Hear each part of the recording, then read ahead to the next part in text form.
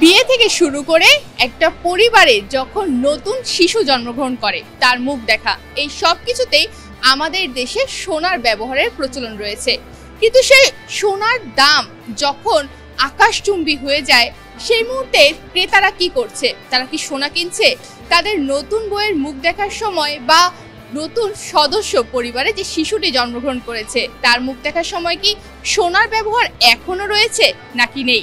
চলুন জেনে নেওয়া যাক ক্রেতাদের কাছ থেকে সোনার দাম বাড়ার পরেও তারা কি সোনা কিনছে বা কতটুকু কিনছে। অ্যাকচুয়ালি আমার সিস্টার ইন লর ম্যারেজ, সো এর জন্য আমার এটা কেনা হয়েছে। বিশেষ করে অনেক দিন ধরে কিনবো ভাবছিলাম, সেজন্য মাঝখানে একটু প্রাইসটা কম ছিল, ইদানিং যেহেতু একটু প্রাইসটা একটু বেড়েছে সেজন্য আসলে কেনা। হ্যাঁ, অবভিয়াসলি ওইটা তো আসলে ভরিতে যেহেতু বেড়েছে, আগে ধরেন যে টাকা আমরা বেশি কিনতে পারতাম এখন ওই টাকায় কম কিনতে হচ্ছে, বাট মানুষ কিনছে। আসলে বাঙালিরা গোল্ডই পছন্দ করে, আমাদের মা দাদিরাও পছন্দ করতো, আমরা ওই গোল্ডই পছন্দ করি।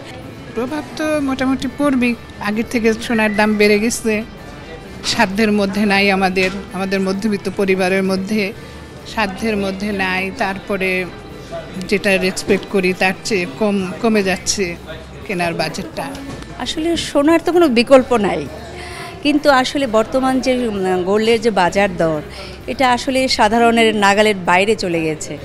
কাজেই অনেক সময় ইচ্ছা থাকা সত্ত্বেও অনেকে সেইভাবে মনের ইচ্ছাটা পূরণ করতে পারে না।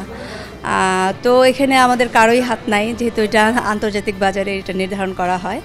তারপরে স্বর্ণ সবসময় সবার কাছে সুখের জিনিস, আনন্দের জিনিস, নিজের মনের ইচ্ছা পূরণ করার জন্য। তাছাড়া গোল্ড হচ্ছে একটা সম্পদ। চলছে ফেব্রুয়ারি মাস, কেউ কেউ আবার বলে ফেব্রুয়ারি মাস মানেই ভালোবাসার মাস। এই ভালোবাসার মাসেই অনেকে আবার জামাইয়ের থেকে ভালো মানের একটা সোনা বা গলার একটা গয়না কিংবা কানের দুল ঠিকই নিয়ে নেয়। কিন্তু সেই অবস্থায় আসলেই কি বেচাকেনা হচ্ছে? বিক্রেতাদের, সোনার দোকানদাররা কি আসলে সেইভাবে বিক্রি করতে পারছে তাদের নতুন নতুন ডিজাইন? চলুন জেনে নেওয়া যাক সোনার দোকানদারদের কাছ থেকে।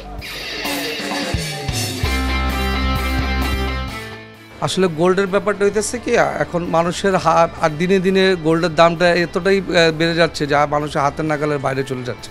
তো একটু বেচাকেনার প্রভাব পড়ছে, কিন্তু আমাদের রেগুলার কাস্টমার যারা আছে তারা গোল্ড পার্কে নতুন নতুন কাস্টমারও আসতেছে, তারা আসছে, তাদের কাছে আমরা গোল্ড বিক্রি করতে পারতেছি। কিন্তু আগে যারা 5 ভরি কিনতো তারা 2 ভরি কিনে, এইভাবে আর কি আমাদের সেলটা কমে গেছে।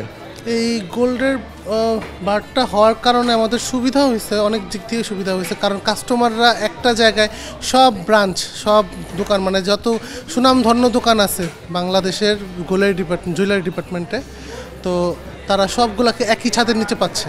এখন তো দাম বাড়ার কারণে বাজেটটা অনেকেরই কমে গেছে, তো মোটামুটি 5-6 ভরির মধ্যে 7 ভরির মধ্যেই আছে আর কি। যেটা আগে 12-13-14 ভরিতে হইতো, এখন এটা 5-6-7-এর মধ্যেই আছে আর কি।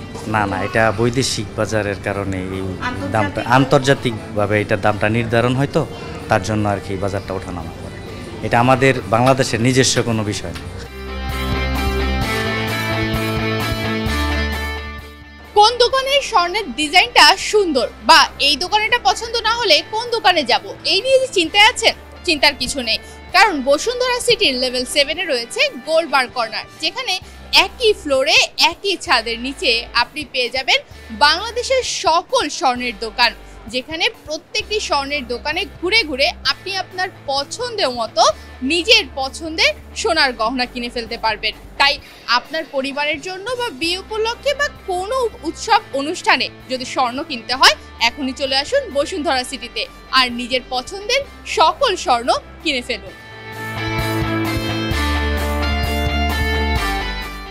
তনিমা রহমান, বাংলাদেশ প্রতিদিন।